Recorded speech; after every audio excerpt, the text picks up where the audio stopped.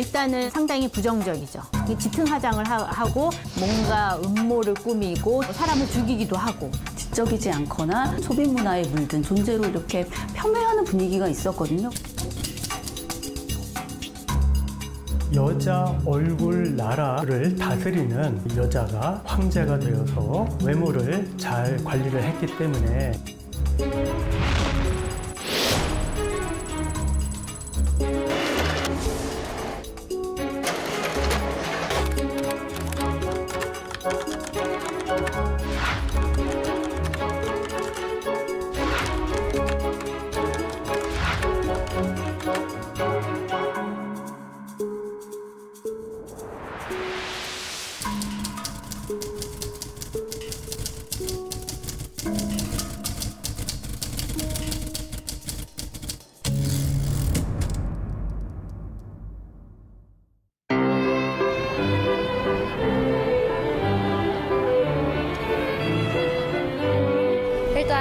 약간 마스크 같은 존재예요, 화장이. 안 끼고 나갔을 때 뭐지? 약간 이런 느낌이 화장을 안 했을 때 그런 느낌을 또 받아서 항상 화장을 하는 것 같아요. 사회생활을 하는데 최소한의 예의라고 생각합니다. 나를 표현할 수 있는 하나의 방법?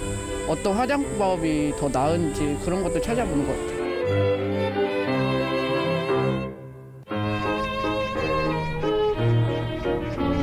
전 세계적으로 주목받고 있는 K-뷰티의 역사는 이미 삼국시대부터 시작이 됐다고 볼 수 있는데요. 고구려 고분벽화에 등장하는 여인들의 인물을 보면 또 눈썹을 가지런하게 다듬고 입술하고 볼에 연지 화장을 한 것들을 볼 수가 있습니다. 그리고 또한 일본의 문헌인 서기를 통해서 보면은 고구려의 승려인 담징이 연지의 종자를 일본에 전래했다는 기록도 있고요. 화한 삼제도의 기록에는 일본인들에게 백제인들이 화장품 제조 기술이나 화장 기술을 전해주면서 일본의 화장이 시작이 됐다는 기록들도 찾아볼 수가 있습니다.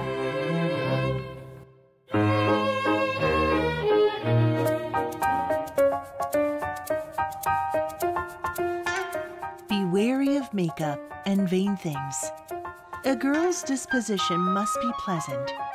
Wash one's face and comb one's hair in the early morning. But why sit in front of the mirror and paint one's eyebrows? 조선 시대는 유교를 너무나도 중시했기 때문에 사치스럽게 외모를 가꾸는 거에 대한 어떤 부정적인 생각이 많았죠. 김삼이당이 살았던 시대에 또 다른 남성들이나 여성들의 글에서도 발견이 되는 게 있어요. 이덕무라는 사람이 미용하는 자체는 나쁘지 않다. 그런데 그걸 너무 사치스럽게 그리고 색조 화장을 하는 것은 방탕하고 또 이제 음란하기 쉽기 때문에 삼가야 한다 라고 얘기를 하거든요. 반대로 동시대에 빙허각 이씨라고 하는 여성이 쓴 책이 있습니다. 입술에 연지를 바르는 법이라든지 피부를 하얗게 만드는 법 이런 것들에 대해서 자세하게 소개를 해놓고 있어요. 일반 여성들은 담장이라고 해서 수수한 화장을 즐겼던 반면에 당시에 궁녀나 기생과 같은 특수한 직업을 갖고 있는 여성들은 염장이라고 해서 옷차림과 화장이 굉장히 화려하게 꾸몄던 것으로 보입니다. 조선 후기 들어서는 화장을 완전히 금기시한 것이 아니라 서대부 여성들도 외적인 아름다움을 내적인 아름다움만큼 소중하게 여기고서 화장을 하는데 신경을 썼다.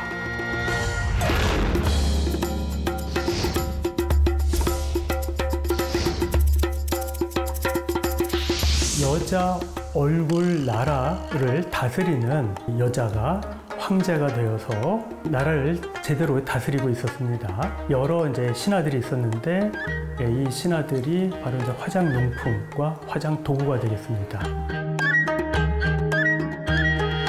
평소에 정치를 잘했기 때문에, 다시 말해서 외모를 잘 관리를 했기 때문에 나라가 아주 태평했었는데 언제부턴가 이 여인이 나라를 다스리는 것에 대해서 이제 게을러졌어요. 급기야는 도적들이 쳐들어오게끔 됐죠. It was but a few days before the country fell into chaos, and bands of thieves appeared throughout the land. The leader of the bandits was called Kunigong. He first conquered Mount Gwangi and gave himself a new name, King Blackface. And within days, all of Mount Oak became a nest for bandits. 이 도적들은 바로 머리니 아니면 얼굴의 때 또는 이똥 그리고 잔털 뭐 이런 것들이 되겠습니다. 쳐들어온 도적제들을 물리치기 위해서 화장용품인 신하들이 한 명씩 나서서 예컨대 얼레빛과 참빛이 먼저 나서서 머리산을 공격을 하죠. The Empress gave orders to her vassals to bring peace to the country.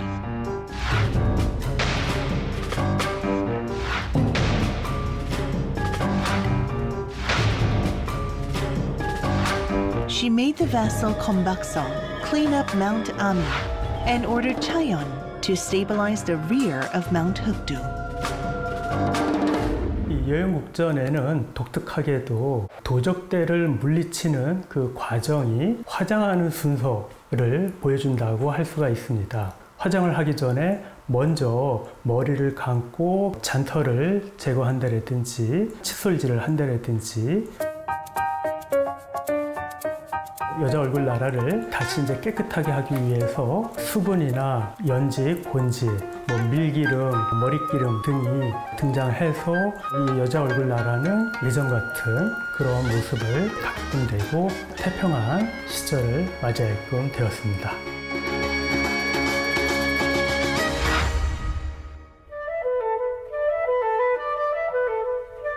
예전에 세안에 사용되었던 재료로는 녹두나 콩, 팥 같은 곡물을 이용했는데요. 이 곡물을 가루를 내서 물에 풀어서 세안을 하면 그 사포닌 성분이 피부를 맑고 깨끗하게 해준다고 합니다.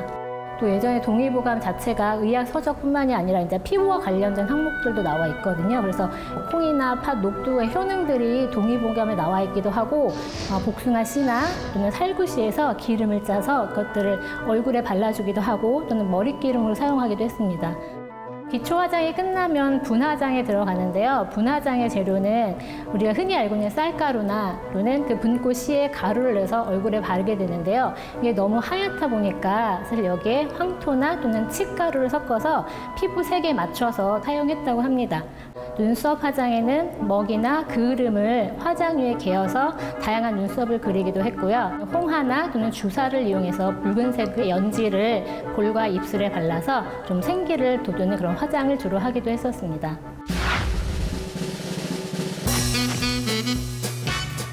그런데 1907년에 병성에서 우리나라 최초로 박람회가 열렸는데요. 그때 기존의 수공예적인 화장품 외에 기성 화장품이 소개가 되면서 여학생이라든지 일반 부녀자들 사이에서도 이런 외국산 화장품에 대한 선호도가 굉장히 높아지기 시작을 했습니다. 개화기 때 외국산 화장품들이 굉장히 고가였던 거에 비해서 박가분이라는 게 굉장히 크게 인기를 끌었었는데요. 박 시인의 집에서 만들어진 화장품이라고 해서 이름이 박가분이라고 불렸는데요. 당시에도 큰 인기 때문에 한 달에 10,000개 이상이 팔릴 정도로 굉장히 인기가 좋았다고 합니다.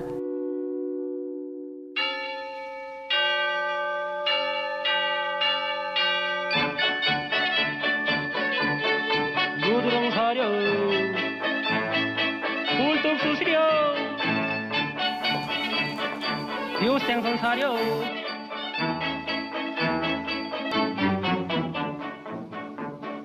말랑쟁이 못한 뽀이 굿모닝 호박 같은 저 아가씨 굿모닝 굿모닝. 그 당시에 사람들로 봤을 때는 굉장히 세련된 옷들 같고요. 아무래도 한국이랑 좀 다르게 좀 화려하고 하다 보니까 좀 많은 여자분들이 입고 싶어 하지 않았을까. 제 생각에는 이제 개화기 때가 딱 신문명이 들어왔을 때잖아요. 그러니까 내가 이런 신문물을 하고 있는 여성이다, 모던 걸이다 이런 느낌을 주려면은 좀 티나게 화장을 해야 남들이랑 딱 봤을 때 저 사람 화장하는구나 라는 생각을 했을 것 같아요. 그래서 분칠도 좀 더 두껍게 하고 좀 더 하얗게 해서 누가 봐도 신여성이다 라는 느낌이 날 수 있도록 남들 다 나 봐라 이런 느낌으로 화장을 하지 않았을까.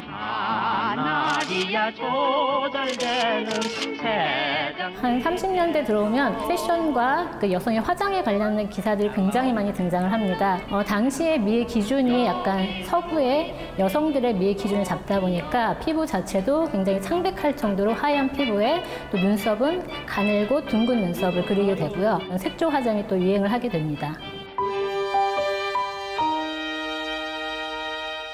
백신의 사진을 인터넷에서 치면 굉장히 이제 가느다란 눈썹에 짙은 화장을 한 한껏 꾸민 전형적인 그런 어떤 신여성의 이미지라고 우리가 생각할 수 있는 백신에는 그렇게 대중적으로 많이 알려진 작가는 아닌데 상당히 이제 문학사적으로는 중요한 작가죠. 주로 이제 사회 비판적 소설이 많았어요.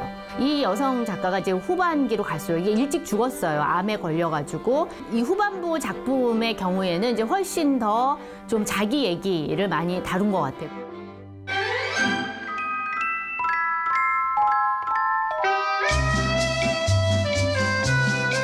Astounded and confused, I could only stare at the exquisite appearances of Western women. In addition, every Chinese woman that I saw flaunted a permanent wave. The splendor of their physique and attire highlighted the curvaceousness of Chinese women altogether, provided a sight for sore eyes. I was merely a country bumpkin. I got off the rickshaw and started walking, half ashamed of my reflection in the shop windows. I regretted not wearing any makeup. That feeling did not arise from vanity, however. I had hoped to show off my Chosun clothes and let the world see that they were no less charming than their Western or Chinese counterparts. Yet, no matter how beautiful, the clothes could easily get ignored because of my grubby face. 중국에 가서 자기가 길을 다니면서 본 어떤 인상을 스케치한 그런 건데 다른 사람들이 이제 나를 어떻게 바라볼 것인가. 그런데 이제 그 시선의 의식이라는 게 상당히 이제 어떤 민족주의적인 그런 정서도 있고 거기에다가 그런 꾸미는 걸 통해서 자기를 드러내고자 했던 여성으로서의 자의식 같은 것도 이제 이 인용문에서는 보이지 않나. 신여성과 모던걸이 거의 또 여성 작가들과 겹치기도 하는데요. 대체로는 저 엘리트 지식인이라고 얘기할 수 있는 그러니까 뭐 의사라든지 기자라든지 이런 활동을 하신 분들인데 화장에 대해서 그렇게 많은 얘기를 하지 않았어요. 화장에 대해서 주로 얘기한 사람들은 누구냐면 남성 지식인들이에요. 염상섭의 이심이라든가 사랑과 죄 이런 소설을 보면 사실 당시에 화장하는 여성들은 이제 그 타락한 신여성.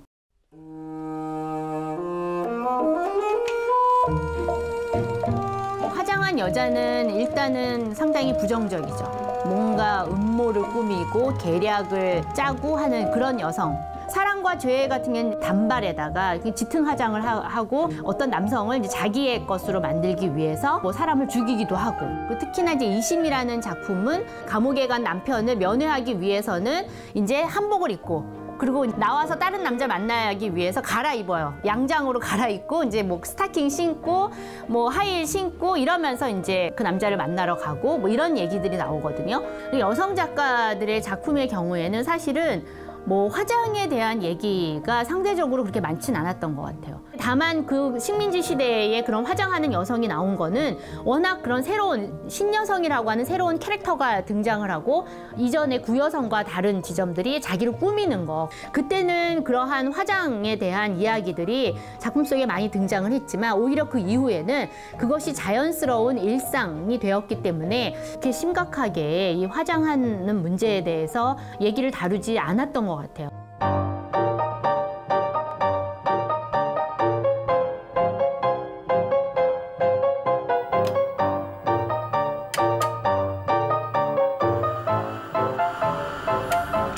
본격적으로 국내에서도 한 1960년대부터 다양한 화장품들이 만들어지기 시작하는데요. 80년대는 굉장히 또 색도 강하게 쓰는 강한 인상을 남기는 화장이 유행을 했다면 그 이후에 90년대 들어서는 조금 더 자연스러운 한 듯 안 한 듯한 화장들이 유행을 하기 시작했다고 볼 수가 있습니다.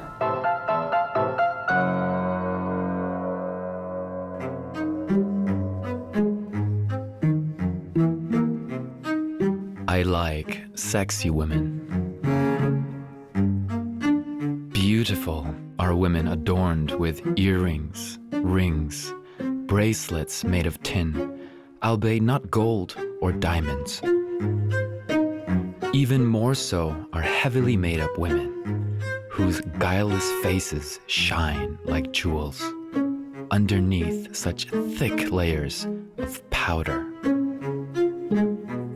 일단 이 시가 79년에 쓰여진 시이긴 한데요. 화장을 하는 여성에 대해서 지적이지 않거나 소비 문화에 물든 존재로 이렇게 폄훼하는 분위기가 있었거든요. 그거 쓰실 즈음에 사실 에세이 쓰신 게 있어요. 근데 그게 신촌에서 이제 출퇴근하시면서 보았던 여성들에 대해서 여대생, 그다음에 여차장, 술집에서 뭐 일하시는 여성분들 이렇게 비교하면서 쓰신 에세이가 있어요. 과연 운이 좋아서 공부하고 있는 건 아닌가? 그리고 저 일하는 여성들이나 이런 사람들에 대한 어떤 동정의 마음 같은 게 있나? 이런 식의 질타나 비난하는 어떤 나는 야한 여자가 좋다라고 했을 때 그 들야자를 쓰세요. 그거를 얼핏 보면 마치 화장을 강조한 것처럼 느껴지기도 하는데요. 실제로 얼굴에 화장을 했느냐 하지 않았느냐 별 중요하지 않다. 오히려 마음이 야한 여자가 훨씬 더 나한테는 의미가 있다. 이렇게 얘기를 하세요. Women wearing no accessories or makeup appear far less innocent. They look fake. A face that reveals all with stark confidence overwhelms me, like a shameless dictator, like a foe or a snobbish patriot.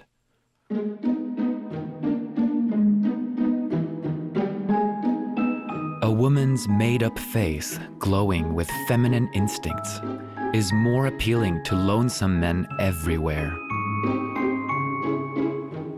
It touches on something much more humane. Sometimes, when tears leave stains on the powdered cheeks of a woman, I give way to sentimental sorrow and find her endearing.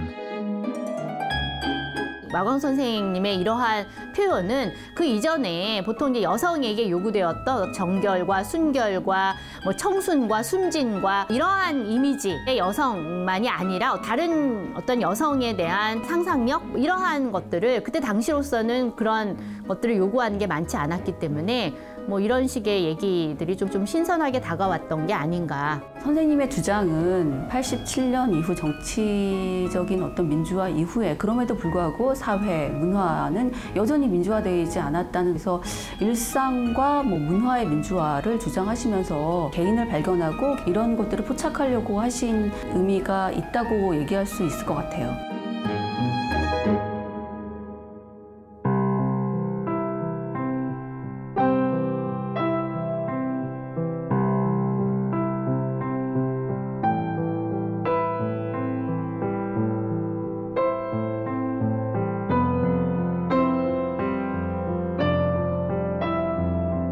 신경숙 작가는 1990년대를 대표하는 작가라고 말씀드릴 수 있을 것 같아요. 2008년에 엄마를 부탁해라는 작품으로 전 세계적으로 인기를 끌었고 풍금이 있던 자리는 평단의 평가도 받았지만 굉장히 많은 대중적인 인기를 끈 작품이에요. 그 여자라고 해서 아버지의 상간녀, 그다음에 자기가 어떤 유부남의 상간녀로 등장하는 건데 흥미로운 건 뭐냐 하면 이 소설을 쭉 따라가다 보니 서간체로 이루어져 있고요. 내면을 잘 기술하고 있어요. 그 유부남 남자와 떠나기로 하면서 마음의 결정을 못하고 집에 잠깐 돌아와서 편지를 써요. 그 남자한테.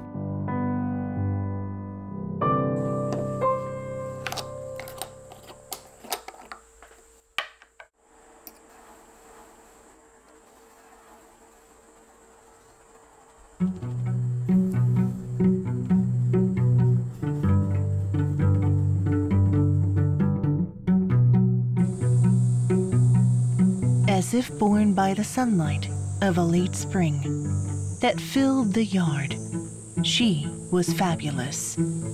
I had never seen until then a woman with such a milk-white face. I was young and had never once been outside the village. All the women that I had seen had been tough and irascible people, with hands chafed from hard work. So it was no wonder that my eyes popped out at the sight of the milky whiteness of this woman. This is how she entered our house, coming through the gate with peeling blue paint, the same gate that my mother had walked out of and gone clean away. To become like her was indeed my hope for the future. 뽀얀 피부와 은은한 향내, 그러니까 이게 말하자면 화장이라고 말씀드릴 수 있을 것 같은데요. 엄마한테서 나는 노동의 어떤 땀의 채취랄까 이런 거와 비교되는 은은한 향내. 그런데 조금 들여다보면 그 여자를 왜 동경하냐면 사실 아들이 많은 집의 딸로 태어나서 오빠들 사이에서 치여서 자기 존재에 대해서 인정받지 못하던 이런 일상을 살다가 그 여자가 와서 자기의 아름다운 걸 갖고 싶어하는 누군가 뭐 그런 것을 욕망하는 이런 마음을 그 여자가 알아봐 준 것에 대한 어떤 마음이거든요. 그래서 그 여자가 되고 싶다고 할 때 불륜 남과의 관계에서도 그 수많은 일하는 여자들 중에 감기에 걸려 있는 자신을 알아봐 주어서 그 여자가 날 알아봐 준 것처럼 그 남자가 날 알아봐 줬기 때문에 사랑을 하게 된 거죠. 그래서 편지를 들여다보면서 독자가 그 상간녀, 한국 사회에서의 그런 상간녀의 내면을 이해하게 되고 어쩌면 불륜과 사랑이라는 것이 우리가 지금까지 생각했던 거와는 좀 다른 관점으로 접근해야 되는 게 아닐까라는 어떤 질문을 던지게 한 그런 소설이에요.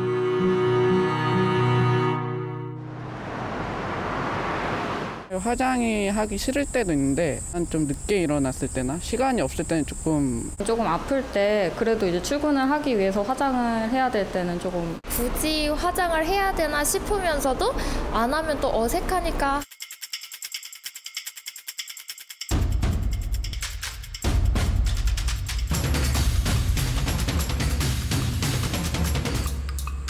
윤희영 작가는 지금 대표적인 여성 작가고 요 몇 년 전부터는 어떤 페미니즘 이슈에 대해서 다루고 있는데 이 세연이 이제 어떻게 페미니스트가 되었는지 그 변화 과정에 대한 설명을 하면서 이 학창 시절에 그 얘기가 나와요.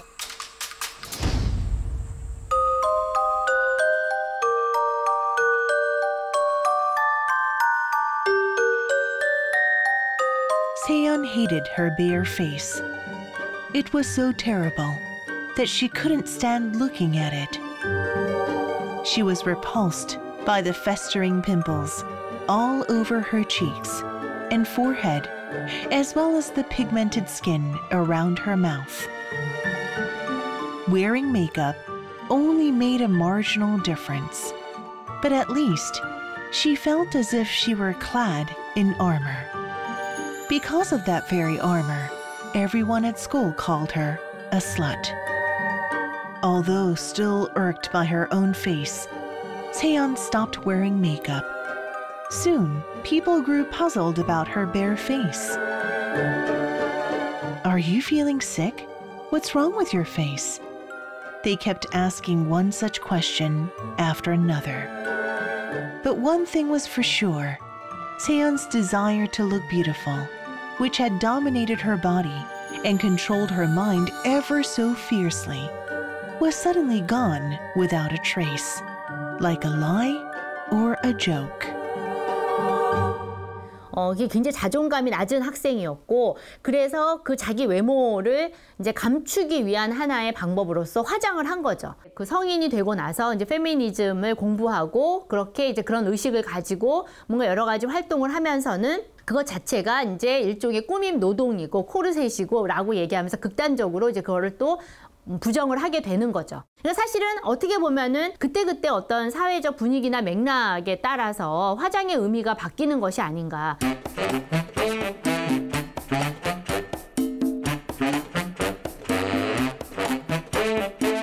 최근에는 이런 거잖아요. 여성만 화장을 하는 게 아니라 남성도 화장을 해야 된다고 생각하고 여성이 화장을 할 수도 있고 안 할 수도 있다는 의식에서는 자유화졌지만 그런데 오히려 역설적으로 사회 전체에서 보자면 자기를 꾸며야 된다는 어떤 사회적인 압박, 억압 이런 것은 좀 더 강해진 게 아닌가. 그래서 남성들도 화장에 대한 압박을 강하게 느끼고 외모 지상주의라든가 이런 것이 훨씬 사회적으로 더 강화되고 있는 것이 아닌가. 기존의 화장이라고 하면 남들에게 나를 좀 잘 보이고 싶은 그런 것들의 개념이 좀 포함되어 있었다면 조금 더 나 자신에 집중하자는 그런 것들도 유행의 흐름인 것 같기는 해요. 문학이라고 하는 것은 사회상을 그대로 반영하는 것도 있지만은 현실 사회에서 결핍된 그런 지점들에 대해서 대리 만족을 추구하는 그런 어떤 욕망, 이런 것들이 문학 작품을 통해서 많이 형성화될 수 있다고 생각을 합니다. 저는 오히려 화장이 좋다 나쁘다 뭐 아니면 이것 자체가 꾸밈 노동이다 뭐 이런 것 자체가 아예 의식되지 않는